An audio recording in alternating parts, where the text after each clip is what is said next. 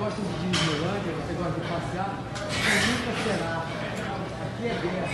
Então até passeando, mas treinando, trabalhando, não paramos de trabalhar. Olha, Rafael, olha o diretor.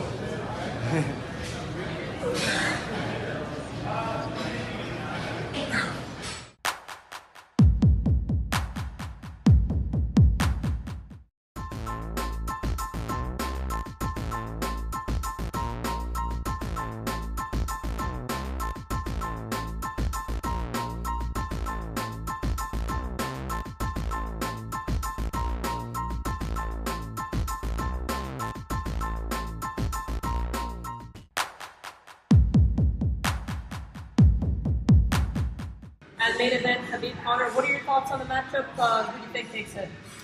I keep going back and forth on that one, you know, but I think still that Conor probably will sleep him. I think Khabib has too many holes in his game, and I don't see enough progression in between.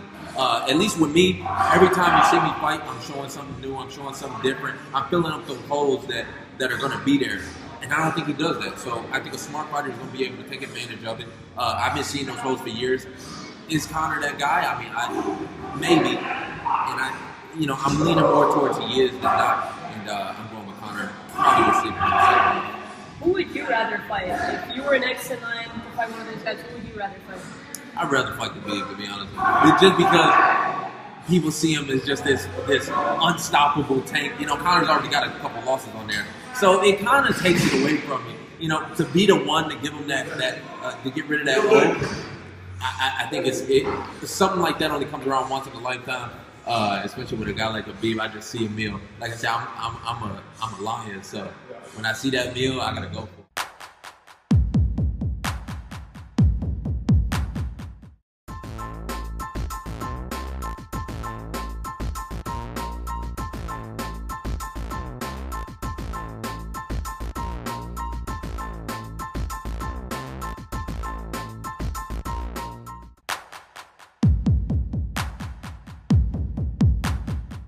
What's up, guys? So I have officially started my first ever YouTube channel, and I am so excited because I can't wait to share amazing aspects of my life with you guys, all the behind the scenes that you don't get to see on just social.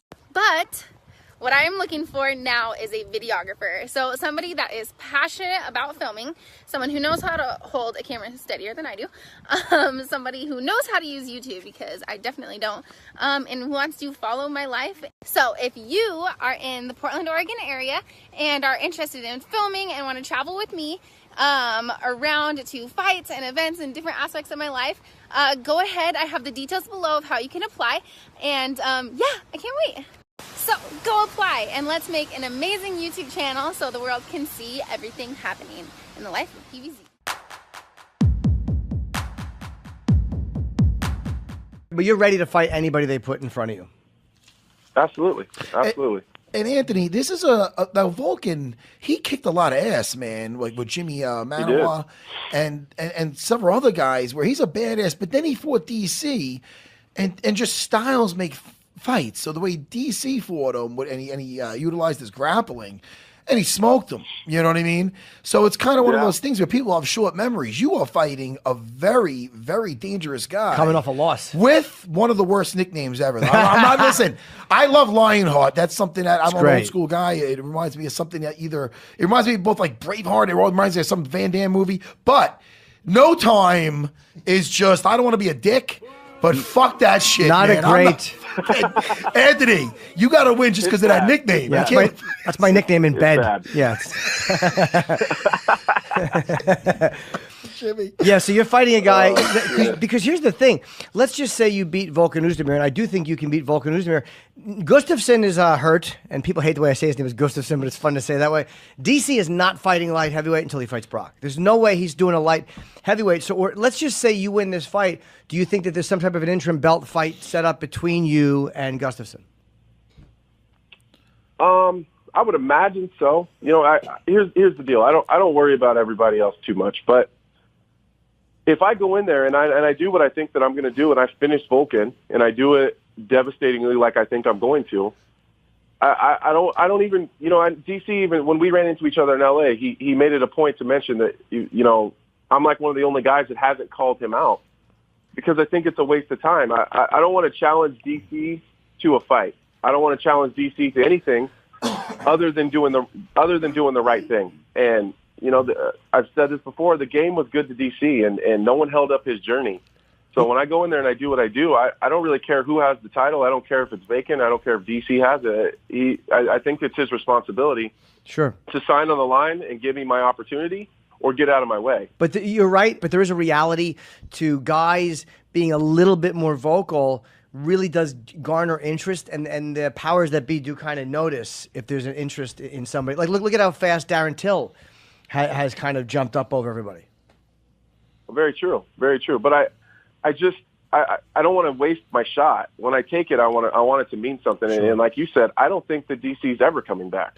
Agree. So I don't want to challenge him to a fight because that's a waste of time. I want to fight whoever has the title that's willing to want to fight for it. So I don't know if it'll be an interim title or if maybe that'll be the time that DC decides, all right, I'm going to do the right thing. I'm not going to hold up these guys any longer. And I'm going to vacate the title, and then whoever me and whoever else can fight for it.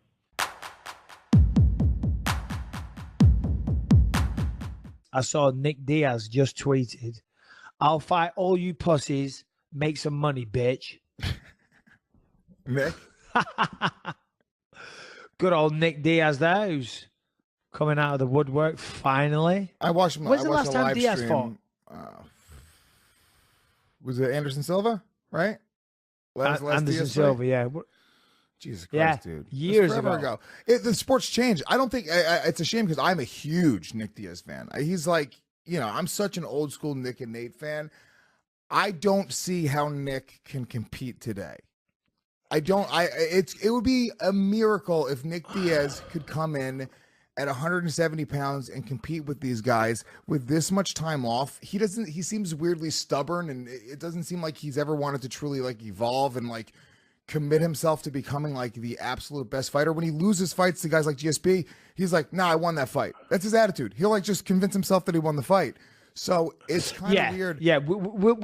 And that attitude isn't healthy. And sometimes you just got to be honest with yourself and the world and be like, okay, fair enough. It sucks, but the better man beat me on the night. That's just the way it goes. I disagree with you, though, when you say you don't think he could come back. Nick Diaz and Nate Diaz, the one thing that they definitely are is born fighters. You know what I mean? They have that fighter attitude. They have the work ethic, and they have the skills. Like I just said, I haven't done jiu-jitsu since the GSP fight, which is almost a year ago now, which is crazy. But I'll tap you out 3 times in 5 minutes because it's like riding a bike, right? Maybe I won't, but we'll see. It's like riding a bike. You know what I mean? It's there. It's always there, and you just got to fine tune it a little bit. So if he just did some training, I'm sure he could get his skills back up to speed very quickly. I'm just wondering then, as I said that, I wonder if this has got anything to do with the fact that Nate's fighting. Obviously, he's been out of it for a while. His brother's accepting a fight. His brother's probably going to get paid handsomely for that fight. He's told Nick how much he's getting. He's probably like, you know what? $1 million, $2 million, whatever it is. That sounds nice, actually. That'd really help out my situation right now. Yeah. So yeah. And so he's calling people out. I'm just wondering, or maybe he can do the training camp with his brother, which is one of the most beneficial things to have. A friend or a brother or a teammate on the same card is incredible, So I don't know. I'm just spitballing. I'm just throwing that out there. Maybe. Yeah, I mean, look, I think he can come back, and he's an exceptional fighter, so he'll come back and he can beat a lot of dudes. I just think that Nick, he hasn't really been winning. He only takes fights against the absolute best of the best. And what has it been, 3 years? How long has it been since Nick fought Anderson Harrington? Look that date up. It's been at least 2. I think 4, 5 maybe? years. I think it's fucking crazy, dude. Longer than GSP. It's nuts. What is it, Harrington? Yeah, January 31st, 2015. So okay, almost so going 4 years. on 4 years. So almost 3 years. No, going on 4. No. Yeah. Almost 3. Do I have to do this on the podcast, Liz? Yeah, do it. January 31st, 2015. 16, 17. We're not at January 31st. Going on Mr. 4 Hollywood. years. Maybe you need to show up those math skills. No, because I thought it was the end of year fight. I thought it was December 31st. Yeah. All right. I did. I thought it was the end. I thought it was the end of the year. So all right. See the way I admitted it super fast though. Yeah, I'm wrong, Lewis. You were right. Just You saying. hate it. But Michael Bisping does not like being wrong.